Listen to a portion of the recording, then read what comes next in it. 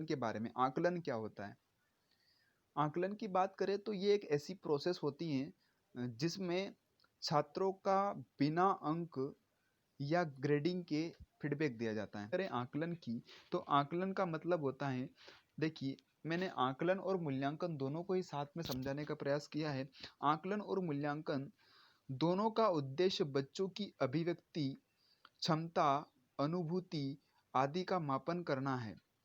मतलब बच्चे की अभिव्यक्ति, उसकी क्षमता, उसके अंदर कितनी क्षमता है, वो कहाँ तक सोच सकता है, कहाँ तक उसकी कैपेसिटी है, उसकी अभिव्यक्ति देखी जाती है, अभिव्यक्ति क्षमता देखी जाती है, अनुभूति, वो क्या अनुभूत करता है ना, उसका जो मेजरमेंट किया जाता है किसके द्वारा किया जाता है? आकलन एवं मूल्यांकन के दौरान किया जाता है। बात करें हम आगे, आकलन एक संक्षिप्त प्रक्रिया है। आकलन की बात करें तो इस आकलन क्या होता है? संक्षिप्त होता है, छोटा होता है, छोटे स्तर पर होता है। जैसे आप क्लास में पढ़ा रहे हो और पढ़ाते पढ़ाते आपने उसको बीच में टोक दिया कि भैया आप ये गलत कर रहे हो, उसको सही से प्रोनाउंसिएशन करो, तो दैट इज कॉल्ड आकलन। इसको हम क्या बोल सकते हो कि आपने उसका आकलन करके ने उसका समस्या का क्या कर दिया? समाधान कर दिया। लेकिन अब इसके बाद मूल्यांकन कब होगा? कि जैसे आपने पाठ को पढ़ा दिया और पाठ को पढ़ाने के बाद अगर आप उससे पाठ से संबंधित कुछ प्रश्नों को पूछ रहे हो कि बच्चों आपने पूरा क्या सीखा, अगर आपने पाठ के बारे में अब यदि आप प्रश्न कर रहे हो तो ये क्या कहलाएगा? ये मूल्यांकन कहलाएगा।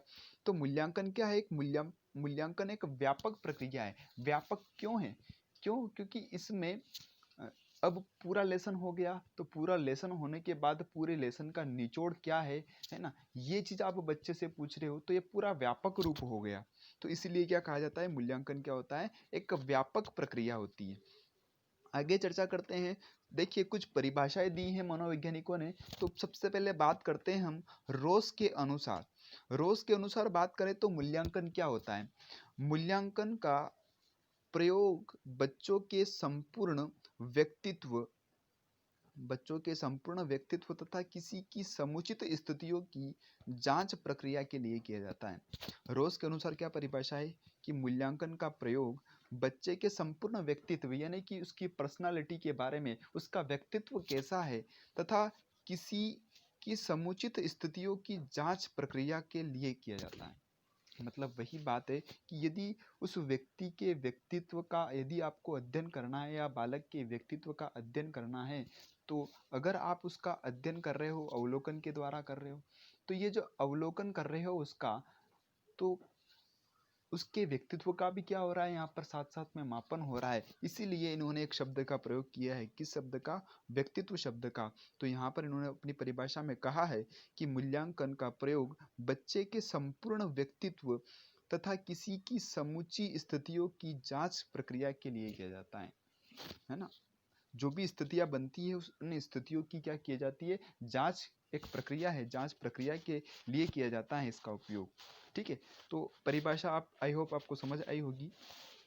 अब जो बहुत इंपॉर्टेंट डेफिनेशन है वो डांडेकर के अनुसार है। डांडेकर मनोवैज्ञानिक ने क्या परिभाषा दी? उन्होंने कहा है कि मूल्यांकन हमें बताता है कि बालक ने किस सीमा तक किन उद्देश्यों को प्राप्त किया है।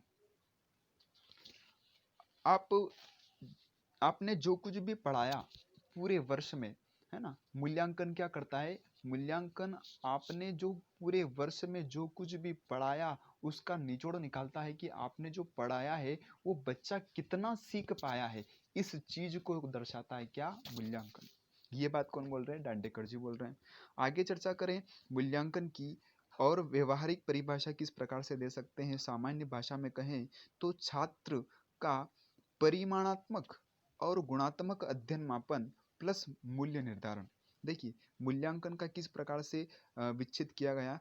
एक तो हाँ, इसमें लिखा है छात्र व्यवहार का परिमाणात्मक, यानी कि दो चीजें होती है, एक तो मात्रात्मक और एक होता है गुणात्मक। मात्रात्मक का मतलब ही क्या होता है? परिमाणात्मक। और गुणात्मक का मतलब क्या होता है? कि बच्चे के अंदर जो गुण है उन गुणों का भी मेजरमेंट, और साथ ही साथ बच्चे के अंदर जो मात्रात्मक परिवर्तन है इन दोनों का मेजरमेंट किया जाता है। उसके व्यवहार का, छात्र का जो व्यवहार है उसके व्यवहार में मात्रात्मक वृद्धि कितनी हो रही है, साथ ही साथ उसमें गुणात्मक, उसके गुणों में कितनी वृद्धि हो रही है, उसके बारे में मापना। और साथ में मापने के दौरान ही उस जो मेजरमेंट किया है उसको क्या करना, मूल्य निर्धारण करना, उसको अंकन करना, यही क्या कहलाता है, मूल्यांकन कहलाता है। मूल्यांकन क्या होता है, मूल्यांकन एक सतत प्रक्रिया है। सतत का मतलब क्या होता है, निरंतर चलने वाली। सतत किसको दर्शाता है, सतत निरंतरता को दर्शाता है। सतत जो है वो आवर्तन को दर्शाता है। आवर्तन का भी मतलब क्या होता है, निरंतर, सतत, सतत रूप से चलने वाली प्रक्रिया, निरंतर, लगातार, कंटिन्यू।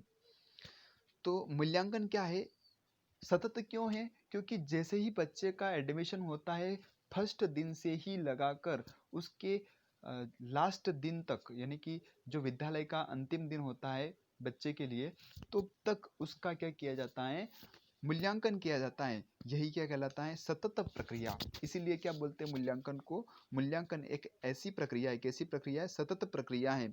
मूल्यांकन शिक्षण प्रक्रिया का एक अभिन्न अंग है। मूल्यांकन क्या है, शिक्षण प्रक्रिया का एक अभिन्न अंग है। इसका सीधा संबंध शिक्षा के उद्देश्यों से होता है। मूल्यांकन क्या, किस लिए किया जा रहा है, कि बच्चे ने कितना ग्रहण किया, उसने कितनी नॉलेज ग्रहण करी, इसके बारे में उसका मूल्यांकन किया जाता है। अब आता है आपका सतत एवं व्यापक मूल्यांकन। देखिए इसी के बारे में हम चर्चा कर रहे थे अभी, कि सतत एवं व्यापक मूल्यांकन, आपने नाम सुना होगा सीसीई, कई बार कॉलेजों में आपने सीसीई दिए होंगे, है ना। तो सीसीई का मतलब क्या होता है, सतत एवं व्यापक मूल्यांकन। सीसीई का फुल फॉर्म भी पूछ ले कभी दोस्तों तो आपको ध्यान रखना है, कंटिन्यूअस एंड कंप्रेहेंसिव एवेल्यूएशन। तो सतत एवं व्यापक मूल्यांकन क्या है, सतत एवं व्यापक मूल्यांकन की बात करें तो सतत का मतलब क्या होता है, निरंतरता। इस ये सतत किसको दर्शाता है, आवर्तन को दर्शाता है। यही आवर्तन को दर्शाता है, यही निरंतरता को दर्शाता है। और व्यापक की बात करें तो व्यापक कैसे, व्यापक का मतलब ये है कि बच्चे के हर एक पहलू का इसमें क्या किया जाता है, अध्ययन किया जाता है। इसीलिए इसको व्यापक मूल्यांकन भी कहते हैं। देखिए बच्चों के अधिगम का जब हम लगातार व्यापक रूप से मूल्यांकन करते हैं, कैसे, एक तो लगातार, दो शब्द आए हैं इसमें, एक तो लगातार और व्यापक रूप से जब हम उसको मूल्यांकन करते हैं, तभी हम उसको क्या बोल सकते हैं कि ये क्या है, सतत एवं व्यापक मूल्यांकन है। सीसीई की बात करें तो सीसीई कब लागू किया गया, पूरे देश में सीसीई जो लागू किया गया वो कब लागू किया गया, 1 अप्रैल 2010 को पूरे भारत में सीसीई प्रणाली लागू की गई। और यह कैसी प्रणाली है, ये एक स्कूल आधारित मूल्यांकन व्यवस्था है। स्कूल आधारित मूल्यांकन व्यवस्था है। सीखने और सिखाने की जो प्रक्रिया है वो कैसी होती है, सतत एवं व्यापक होती है। सतत का मतलब अभी मैंने समझाया, निरंतर, कंटिन्यू, लगातार चलने वाला। क्यों, क्योंकि बच्चे का फर्स्ट दिन से लगा करके अंतिम दिन तक का उसका अध्ययन किया जाता है। मतलब क्या हो रहा है कि हर क्षण का, उसके हर एक मिनट का क्या हो रहा है, मूल्यांकन हो रहा है। तो इसको ही क्या बोलते हैं, सतत मूल्यांकन। विद्यार्थी के सर्वांगीण विकास के लिए सभी पहलुओं का मूल्यांकन किया जाता है, इसीलिए इसको क्या कहते हैं, व्यापक मूल्यांकन भी कहते हैं। अब मूल्यांकन के गुण के बारे में देखते हैं। What is characteristics of evaluation. Evaluation की विशेषताएं क्या है, इसके गुण क्या है, इसकी क्वालिटी को देखिए। सबसे पहली क्वालिटी है वैलिडिटी। वैलिडिटी मीन्स व्हाट, वैधता। ये वैधता क्या होता है, वैधता का मतलब ये है कि जो मूल्यांकन किया जा रहा है, जो मूल्यांकन किया जा रहा है वो मूल्यांकन जिन उद्देश्यों की प्राप्ति के लिए किया जा रहा है, यदि उन्हीं उद्देश्यों की प्राप्ति के लिए यदि आप मूल्यांकन कर रहे हैं तो वही मूल्यांकन क्या कहलाएगा, वैध मूल्यांकन कहलाता है। यही क्या होती है, वैधता होती है। यानी कि आप जो मूल्यांकन कर रहे हो बच्चे का काय के लिए कर रहे हो, जिस विधि से आप मूल्यांकन कर रहे हो और उस विधि का यदि आप सही तरीके से इस्तेमाल कर रहे हो, तभी आपका जो मूल्यांकन है वो क्या माना जाएगा, वैध माना जाएगा। नहीं तो वो मूल्यांकन क्या हो जाएगा, अवैध हो जाएगा। तो ये वैलिडिटी हो गई। अब बात करें हम विश्वसनीयता की। विश्वसनीयता का मतलब क्या होता है, विश्वास योग्य।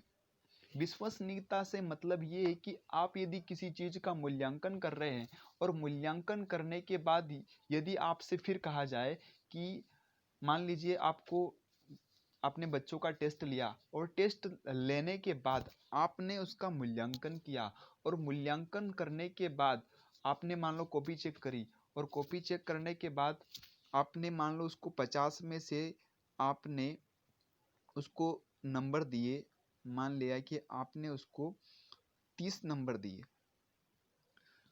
अब आपको पुनः दूसरी बार कॉपी चेक करने को कहा गया, आपने दोबारा कॉपी चेक करी और दोबारा कॉपी चेक करने के बाद आप उसको लगभग 32 नंबर दे देते हो। यहाँ तक कोई दिक्कत वाली बात नहीं है। समस्या तो वहाँ आती है जब आपको वापस से कॉपी चेक करने को दिया जाए और आप उसको बोल दे कि नहीं भैया आपके तो कितने नंबर आ रहे हैं, 2 ही नंबर आ रहे हैं। तो यहाँ पर ये जो मूल्यांकन है ये किस प्रकार का है, ये विश्वसनीय नहीं है। विश्वसनीय कब होगा, जब आप लगभग इस 30 के आसपास यदि नंबर दे दो। हाँ, मान लिया कि आपने 32 नंबर दे दिए, आपने 31 नंबर दे दिए या आपने 29 नंबर दे दिए, यहाँ तक अगर आप देते हो तो कोई दिक्कत वाली बात नहीं है, क्योंकि हो सकता है कि मानव है तो कुछ गलती हो सकती है। लेकिन इतना कम नहीं हो सकता कि एक बार तो शिक्षक ने कॉपी चेक करी तो वो नंबर दे रहा है 30, और दूसरी बार कॉपी चेक करी तो वो नंबर दे रहा है 0 या 2 नंबर दे रहा है। तो ये कोई तरीका नहीं होता है, या फिर यहाँ पर एक विश्वसनीयता की जो बात है वो नहीं होती है। तो विश्वसनीयता का मतलब आई होप समझ में आ गया होगा आपको कि विश्वास करने योग्य, ये मूल्यांकन की विशेषता है। अगला गुण वस्तुनिष्ठता। वस्तुनिष्ठता का मतलब क्या होता है, वस्तुनिष्ठता का मतलब जैसे वस्तुनिष्ठ किस प्रकार से, वस्तुनिष्ठ का मतलब इस प्रकार से समझिए कि जैसे मान लीजिए आपने बच्चे से प्रश्न पूछा कि बताओ मध्य प्रदेश की राजधानी है, तो बच्चा क्या जवाब देगा, यहाँ पर उसने जवाब दे दिया भोपाल, है ना। उसने लिखित में आपने प्रश्न पूछा बताइए मध्य प्रदेश की राजधानी कहाँ है, तो वो क्या लिखेगा भोपाल। क्या अब आप उसके नंबर काट सकते हो क्या, मान लीजिए कि ये जो ऑब्जेक्टिव था ये कितने नंबर का था, 1 नंबर का था, आप इसका एक भी, ये जो 1 नंबर है वो बिल्कुल नहीं काट सकते। यहीं पर यदि निबंधात्मक प्रश्न होता, अगर वो आपसे पूछता, मान लीजिए आपको किसी भी निबंध के बारे में दे देता, बताइए वंडर ऑफ साइंस का निबंध लिखिए, है ना, आप बहुत सारी लाइनें लिखी, अब आपने पूरा निबंध लिख दिया, लेकिन अब यहाँ पर जो कॉपी चेक करने वाला है वो अगर आपके जो पॉइंट लिखे हैं अगर वो अच्छे लिखे हैं, यदि उसको पसंद आ रहे हैं तो वो उसका मूल्यांकन उसके अनुसार करेगा। अगर उसको अच्छे पसंद आ रहे तो हो सकता है कि वो अच्छे नंबर दे दे आपको, लेकिन उसको लग रहा है अरे यार ऐसे लिख रखा उसने, तो वो कम नंबर भी दे सकता है। अब यहाँ पर वस्तुनिष्ठता का मतलब क्या हो गया कि यहाँ पर जो उसने आंसर दिया है ये बिल्कुल फिक्स है, वो यहाँ पर एक भी नंबर नहीं काट सकता। तो इस प्रकार इसको क्या कह सकते हैं हम कि ये इसकी क्या है, वस्तुनिष्ठता है। आगे चर्चा करते हैं। यहाँ पर देखो वस्तुनिष्ठता में क्या होता है, वस्तुनिष्ठता जहाँ होगी वहाँ पर जो मूल्यांकन होगा वो बिल्कुल सही और सटीक होगा, लेकिन जहाँ पर निबंधात्मक होता है वहाँ पर थोड़ा सा रहता है टीचर का कि वो उसके अनुसार नंबर दे रहा है, तो यहाँ पर धोखा हो सकता है। लेकिन जहाँ पर वस्तुनिष्ठ प्रश्न होते हैं वहाँ पर धोखा नहीं हो सकता है, क्योंकि यदि आपका आंसर सही है तो उसको नंबर देना ही पड़ेगा। बात करें हम व्यापकता की, कॉन्फ्रेंसिव, क्या होता है व्यापकता का मतलब क्या, व्यापकता का मतलब है कि जो आपको एरिया दिया गया है, आपको मूल्यांकन करने को दिया है, तो ये जो मूल्यांकन कर रहे हो वो किस प्रकार से कर रहे हो, व्यापक रूप से कर रहे हो कि बच्चे के हर एक पहलुओं को ध्यान में रखते हुए उसका क्या कर रहे हो, मूल्यांकन कर रहे हो। वो कौन कौन सी गतिविधियों में भाग ले रहा है, वो खेल खेल रहा है कि नहीं खेल रहा है ना, वो मनोरंजन या फिर कविता में भाग ले रहा है कि नहीं ले रहा है, कविता या भाषण में भाग ले रहा है कि नहीं ले रहा है। इस प्रकार उसके विभिन्न पहलुओं का आप क्या करते हो, अध्ययन करते हो। तो इस प्रकार उसका जो क्षेत्र हो गया मूल्यांकन का वो किस प्रकार हो गया, व्यापक हो गया। कई बार देखा होगा आपने कि ऐसा भी होता है कि एक दैनिक दैनिक डायरी बनती है ना, जिसमें डेली का रूटीन लिखा होता है ना। बच्चे के पास भी एक डायरी होती है, उसमें भी दैनिक दिनचर्याओं के बारे में लिखा होता है कि कब क्या पढ़ाया जाएगा, है ना, कौन सा टॉपिक उसका कंप्लीट हो गया है, इसके बारे में भी उसमें लिखा होता है। तो मूल्यांकन किस प्रकार से हो रहा है देख रहे होंगे आप कि मूल्यांकन यहाँ तक कि वो घर पे जाकर के किस प्रकार से बिहेवियर करता है या कैसा रहता है ये भी शिक्षक बच्चों के पालक से पूछते हैं। तो यहाँ पर जो अपने मूल्यांकन का जो क्षेत्र है वो क्या होता जा रहा है, व्यापक होता जा रहा है। तो आपको थोड़ा सा ध्यान रखना है, व्यापकता का मतलब क्या होता है कि मतलब बहुत बड़े लेवल पर आप क्या कर रहे हो, मूल्यांकन। प्रकार की बात करें तो मूल्यांकन मूल रूप से दो प्रकार का होता है। एक होता है निर्माणात्मक मूल्यांकन और एक होता है आपका समेटिव असेसमेंट यानी कि योगात्मक मूल्यांकन। सबसे पहले हम बात करें निर्माणात्मक मूल्यांकन की, तो निर्माणात्मक मूल्यांकन क्या होता है, एक उदाहरण से इसको समझाता हूं। जैसे मान लीजिए आप किसी कक्षा में पढ़ा रहे हो और उस कक्षा में आप जो भी लेसन पढ़ा रहे हो और पढ़ाते पढ़ाते यदि आप बच्चे को बीच में ही प्रश्न पूछ लेते हो कि यार जो आपने पढ़ाया है वो बच्चे को किस स्तर से समझ में आ रहा है और कितना उसको समझ में आ रहा है, यदि इसकी जांच आप पाठ को पढ़ाते पढ़ाते बीच में ही करने लग जाते हो, तो इस प्रकार का जो ये मूल्यांकन है, ये मूल्यांकन क्या कहलाएगा, निर्माणात्मक मूल्यांकन कहलाता है। और भी सरल शब्दों में मैं कहूँ तो इसको ऐसे भी समझा जा सकता है कि जैसे मान लीजिए आप खाना पका रहे हो और आपने खाना पकाते पकाते बीच में ही आपने खाने को चखा कि भैया आपने जो खाना बनाया है वो कितना अच्छा बनाया है, या आपने जो खाना बनाना सीखा है वो कितना अच्छा सीखा है, तो आपने जो ये बीच में इस चीज का मूल्यांकन किया, ये किस प्रकार का मूल्यांकन कहलाएगा, आपका रचनात्मक मूल्यांकन, या इसी को हम क्या कहते हैं, निर्माणात्मक मूल्यांकन भी कहते हैं। आपको यहाँ पर एक चीज और ध्यान रखना है कि जो निर्माणात्मक मूल्यांकन है इसको इंग्लिश में क्या कहते हैं, फॉर्मेटिव असेसमेंट, यानी कि अब हम जब भी बात करेंगे रचनात्मक मूल्यांकन की या निर्माणात्मक मूल्यांकन की, तो हम इसको FA से डिनोट करेंगे। दूसरा प्रकार होता है आपका योगात्मक मूल्यांकन। अब ये योगात्मक मूल्यांकन क्या होता है, योगात्मक मूल्यांकन की बात करें तो ऐसा मूल्यांकन जो, देखिए इसी को एक नाम और अंतिम मूल्यांकन, यानी कि आपने जो कुछ भी पढ़ाया है, मान लीजिए आप जो भी लेसन पढ़ा रहे हो, उस लेसन को पूरा पढ़ाने के बाद यदि अब आप उस बच्चे को या उस बच्चे से जो प्रश्न पूछ रहे हो उस लेसन से रिलेटेड, तो ये इस प्रकार का जो मूल्यांकन होगा वो क्या कहलाएगा, आपका योगात्मक या संकलनात्मक मूल्यांकन। संकलनात्मक, संकलन का मतलब क्या करना, इकट्ठा करना। योगात्मक का मतलब क्या होता है, योग करना। और कब, जब उसका पूरा सेशन कंप्लीट हो जाता है, जैसे क्लास में लगभग 10 महीने का एक सेशन रहता है हर विद्यालय का, तो 10 महीने के जो सेशन में उसने जो कुछ भी सीखा है, चाहे वो आंतरिक रूप से सीखा है, बाह्य रूप से सीखा है, यानी कि गतिविधियों के माध्यम से सीखा है, खेल कूद के माध्यम से सीखा है, या फिर उसने विषय वस्तु के द्वारा जो चीज सीखी है वो किस स्तर तक उसने सीखी है, किस स्तर तक उसने अचीवमेंट किया है, इसकी मार्किंग करना या इसकी नंबरिंग करना, यही आपका क्या कहलाएगा, योगात्मक मूल्यांकन कहलाता है। जैसा कि आपने खाना पूरा बना लिया और खाना बनाने के बाद यदि उसको चेक कर रहे हो कि यार ये कैसा बना है, तो ये आपका किस प्रकार का मूल्यांकन है, योगात्मक मूल्यांकन कहलाएगा। और यदि खाना बनाते बनाते बीच बीच में उसका मूल्यांकन कर रहे हो, तो ये आपका फॉर्मेटिव असेसमेंट यानी कि निर्माणात्मक मूल्यांकन कहलाएगा। और यदि योगात्मक मूल्यांकन की बात करें कि यदि कोई टीचर पाठ पढ़ा रहा है और पूरा पाठ पढ़ाने के बाद उससे संबंधित कुछ प्रश्न पूछता है, तो इस प्रकार का मूल्यांकन आपका क्या कहलाएगा, योगात्मक या संकलनात्मक मूल्यांकन कहलाता है। और इसी को हम SA से हमेशा डिनोट करेंगे, यानी कि समेटिव असेसमेंट, जो आपका क्या कहलाता है, योगात्मक मूल्यांकन। अब आपको एक प्रकार और दिख रहा होगा कि एक और प्रकार लिखा हुआ है मैंने, निदानात्मक मूल्यांकन। ये क्या होता है, ये मूल्यांकन उन बच्चों के लिए है, ऐसे बच्चे जो असफल हो जाते हैं, उनकी असफलता के कारणों का पता लगाने के लिए जो मूल्यांकन किया जाता है उसे हम क्या कहते हैं, निदानात्मक मूल्यांकन कहते हैं। अब बात करते हैं कि यह मूल्यांकन किस प्रकार से किया जाता है। सबसे पहले हम देखें कि एक वर्ष का जो आपका पाठ्यक्रम है, एक वर्ष का पाठ्यक्रम में लगभग 10 महाविद्यालय लगता है, तो उसके अकॉर्डिंग हमने इसको 2 अवधियों में बांटा है।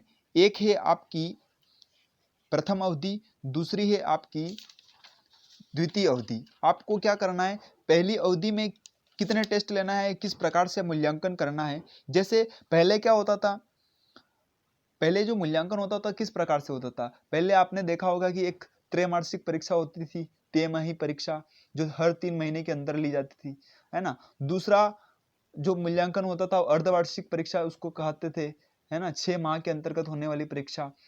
तीसरी परीक्षा होती थी आपकी वार्षिक परीक्षा, जिसको आप मेन एग्जाम के नाम से जानते हैं या वार्षिक परीक्षा के नाम से जानते हैं। तो बस ये 3 ही प्रकार के मूल्यांकन हुआ करते थे। लेकिन 1 अप्रैल 2010 से आपका सीसीई प्रणाली लागू हो चुका है, यानी कि सतत एवं व्यापक मूल्यांकन प्रणाली आपकी लागू हो चुकी है। तो इसी आधार पर आपको क्या करना पड़ता है, मूल्यांकन करना है होता है। और ये जो मूल्यांकन होता है इसका क्षेत्र कैसा होता है, बहुत ही व्यापक होता है। अभी हम बात कर रहे हैं कि जो एक वर्ष का जो पाठ्यक्रम है उसमें आप किस प्रकार से मूल्यांकन करेंगे। इसको हमने 2 अवधियों में बांटा है। 5-5 माह की 2 अवधियां हमने डिफाइन की है। 5 माह अलग है, 5 माह अलग है। हम देखते हैं कि प्रथम अवधि जो है 5 माह की, इसके अंतर्गत आपको किस प्रकार से मूल्यांकन करना है। सबसे पहले बात करें रचनात्मक मूल्यांकन की, यानी कि फॉर्मेटिव असेसमेंट। इसको हम क्या नाम देंगे, FA। अब यहां से आपकी परीक्षा में प्रश्न इस प्रकार से पूछा जाता है कि बताइए प्रथम अवधि का पहला मूल्यांकन क्या कहलाता है। तो यहां पर आपको ध्यान रखना FA1 कहलाता है। आपसे ऐसा पूछ ले कि बताइए प्रथम अवधि का द्वितीय मूल्यांकन क्या कहलाएगा। ये भी रचनात्मक मूल्यांकन ही है, लेकिन इसको कैसे डिनोट करते हैं, FA2 से, क्योंकि है तो यही, ये भी रचनात्मक मूल्यांकन ही है, लेकिन इसको हम कैसे डिनोट कर देते हैं, FA2 से, क्योंकि FA1 पहले ले लिया तो अब क्या लेंगे हम, FA2। अगला यदि आपसे पूछ ले बताइए प्रथम अवधि का तृतीय मूल्यांकन क्या कहलाता है, तो योगात्मक मूल्यांकन, या इसी को हम कैसे डिनोट करते हैं, SA1। SA का मतलब समेटिव असेसमेंट, और यहाँ पर पहली बार योगात्मक मूल्यांकन हुआ है प्रथम अवधि में, इसलिए इसको क्या नाम दिया, SA1 नाम दिया। इसी प्रकार हम देखें द्वितीय अवधि में, तो द्वितीय अवधि में पहला जो मूल्यांकन है उसका नाम क्या है, FA3, और जो दूसरा मूल्यांकन है वो क्या है आपका, FA4, और आपका जो तीसरा मूल्यांकन है उसका नाम क्या है, SA2। तो आपको ये चीज आपको थोड़ा ध्यान रखना है, क्योंकि यहां से प्रश्न कई बार बनते हैं। और प्रश्न कभी कभी ऐसा भी पूछ लेता है कि बताइए जो ये रचनात्मक मूल्यांकन होता है प्रथम अवधि में, ये कितना प्रतिशत होता है। तो देखिए जो रचनात्मक मूल्यांकन है, ये रचनात्मक मूल्यांकन जो FA1 है ये कितना प्रतिशत होता है, 10% होता है। आपका FA2 जो है, ये जो रचनात्मक मूल्यांकन है ये भी कितना होता है, 10% होता है। और जो आपका SA1 है ये कितना प्रतिशत होता है, ये 30% होता है। तो आपको कभी ऐसा भी पूछ ले कि बताइए प्रथम अवधि में जो अंतिम मूल्यांकन होता है या तृतीय मूल्यांकन होता है वो कितना प्रतिशत होता है, तो 30% होता है। इसी प्रकार द्वितीय अवधि में देखिए तो FA3 भी कितना प्रतिशत होता है, 10% होता है। रचनात्मक मूल्यांकन की बात करें तो ये भी कितना प्रतिशत होता है, 10% होता है। और योगात्मक मूल्यांकन की बात करें तो ये कितना होता है, ये 30% होता है, 30% होता है। अब आपसे कई बार परीक्षा में इस प्रकार से भी प्रश्न पूछा गया है कि जो एक सत्र में या एक वर्ष के पाठ्यक्रम में जो योगात्मक मूल्यांकन होता है वो कुल कितने प्रतिशत होता है। तो एक वर्ष की बात करी है तो यहाँ पर देखो ये योगात्मक मूल्यांकन यहाँ पर भी है और ये योगात्मक मूल्यांकन यहाँ पर भी है। यदि हम यहाँ पर 30 और 30 जोड़े तो हमारा आंसर क्या होना चाहिए, 30 और 30 60%, यानी कि एक वर्ष में जो योगात्मक मूल्यांकन होता है वो कितना प्रतिशत होता है, उसका हिस्सा 60% होता है। और यदि हम रचनात्मक मूल्यांकन की बात करें तो रचनात्मक मूल्यांकन का कितना योगदान होता है एक वर्ष में, 40%, 40%, 10 10 10 10 20 और 10 और 10 40 हो जाएगा। तो आपको ध्यान रखना है कि कितना प्रतिशत, 40% तो योगदान रचनात्मक मूल्यांकन का होता है, और योगात्मक मूल्यांकन के बारे में पूछे तो कितना प्रतिशत बताओगे, 60%। इस प्रकार ये टोटल कितना हो जाएगा, 100%। तो आपको ये चीजें आपको यहाँ से ध्यान रखना है, यहाँ से ऑब्जेक्टिव बनता है। आप चाहे तो इसका स्क्रीनशॉट ले सकते हैं। आगे चर्चा करते हैं मूल्यांकन के क्षेत्र। मूल्यांकन के क्षेत्र की बात करें तो मूल्यांकन का क्षेत्र बहुत ही व्यापक हो गया है, क्योंकि यहाँ पर बच्चे का हर एक पहलुओं का अध्ययन किया जा रहा है। सबसे पहले बात करें तो पहला क्षेत्र है आपका शैक्षिक गतिविधियां, यानी कि बच्चे को जो विषय वस्तु पढ़ाई जा रही है उसका जो पाठ्यक्रम है, उस पाठ्यक्रम में जो विषय हैं, जो सब्जेक्ट हैं, जैसे गणित हो गया, हिंदी हो गया, संस्कृत हो गया, इन सब्जेक्टों में वो क्या पढ़ रहा है, कितना पढ़ रहा है, उसने कितना सीखा है, इस विषय वस्तु में उसने कितना ज्ञान प्राप्त किया है, इस विषय वस्तु से उसने कितना अचीवमेंट किया है, ये क्या हो गया आपका शैक्षिक गतिविधियों के द्वारा उसका मूल्यांकन हो गया। अब बात करें हम शैक्षिक गतिविधियों के अंतर्गत क्या आ जाएगा मूल्यांकन का क्षेत्र, यानी कि संगीत कला, चित्रकला, खेलकूद, यानी कि विभिन्न प्रकार की जो भी एक्टिविटीज है, जो भी गतिविधियां हैं, यदि बच्चा उन गतिविधियों से कुछ सीख रहा है ना, जो खेल खेल में जो सीख रहा है ना, वो संगीत में जो कुछ भी सीख रहा है, वो चित्रकला में जो कुछ भी सीख रहा है, वो विभिन्न प्रकार की गतिविधियों में भाग लेकर के वो जो कुछ भी सीख रहा है उसने कितना सीखा है गतिविधियों से, यानी कि पढ़ाई के साथ साथ विषय वस्तु के अध्ययन के साथ साथ विषय वस्तु के मूल्यांकन के साथ साथ उसके विभिन्न प्रकार की जो एक्टिविटीज करवाई जाती है विद्यालयों में, उन विद्यालयों में उसने कितना हिस्सा लिया, भाषण प्रतियोगिता में उसने कितना हिस्सा लिया, कविताओं में भाषण प्रतियोगिता या विभिन्न प्रकार की जो भी गतिविधियां विद्यालय में होती है, उन गतिविधियों में वो कितना एक्टिव रहा, इस पर भी अंक प्रदान किए जाते हैं। तो ये क्षेत्र क्या कहलाता है आपका सहशैक्षिक गतिविधियां। इसीलिए हम क्या कहते हैं कि जो मूल्यांकन का क्षेत्र है वो क्या है, व्यापक होता जा रहा है। आपने देखा होगा कि आजकल जो बच्चे रहते हैं उनका एक दिन एक डायरी बनाई जाती है, और उस डायरी में हर दिन का शेड्यूल लिखा होता है कि कब क्या कौन क्या पढ़ना है और शिक्षक क्या पढ़ाएगा, कल क्या होमवर्क मिला था, किया था या नहीं किया था, सारी बातें उस दैनिक डायरी में लिखी होती है। और साथ ही साथ शिक्षक भी उनके पालकों से बच्चों के बारे में विभिन्न प्रकार की जानकारियां लेता है कि वो घर पर किस प्रकार से पढ़ता है या घर पर उसका व्यवहार कैसा है। तो इस प्रकार आप देखें तो यहाँ पर जो मूल्यांकन का क्षेत्र है वो काफी व्यापक है। क्यों? क्योंकि बच्चे का यहाँ पर क्या किया जा रहा है, हर एक पहलुओं का अध्ययन किया जा रहा है, इसीलिए इसको क्या कहते हैं, सतत एवं व्यापक मूल्यांकन कहते हैं। तो दोस्तों आपको ये ध्यान रखना है। अब हम बात करें मूल्यांकन के प्रतिमानों की, तो मूल्यांकन के प्रतिमान क्या है। पहला, अधिगम के लिए मूल्यांकन। अधिगम के लिए मूल्यांकन से मतलब क्या है कि अधिगम के लिए मूल्यांकन निर्माणात्मक मूल्यांकन पर आधारित होता है।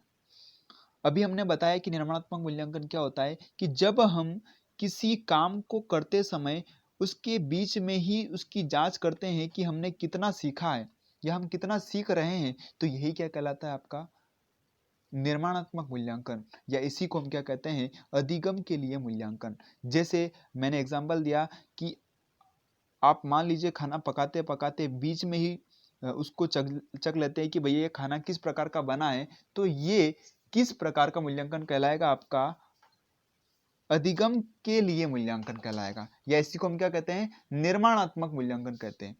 आगे यदि बात करें हम अधिगम का मूल्यांकन, ये तो था आपका अधिगम के लिए मूल्यांकन क्या होता है, निर्माणात्मक मूल्यांकन। और अधिगम का मूल्यांकन या आकलन बोले तो इसका मतलब होता है योगात्मक मूल्यांकन।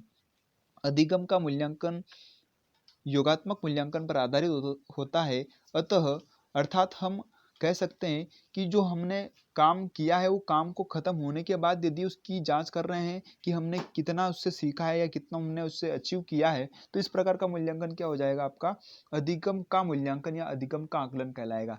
जैसे एक बच्चा होता है, एक वर्ष का पूरा सेशन होता है, तो एक वर्ष में बच्चे ने जो कुछ भी सीखा है, चाहे वो शैक्षिक गतिविधियां हो या शैक्षिक गतिविधियां हो, तो शैक्षिक गतिविधियों और शैक्षिक गतिविधियों के माध्यम से बच्चे ने जो कुछ भी सीखा है वह यदि उसका आप मूल्यांकन कर रहे हो तो ये क्या कहलाएगा, आपका अधिगम का मूल्यांकन या अधिगम का आकलन कहलाता है।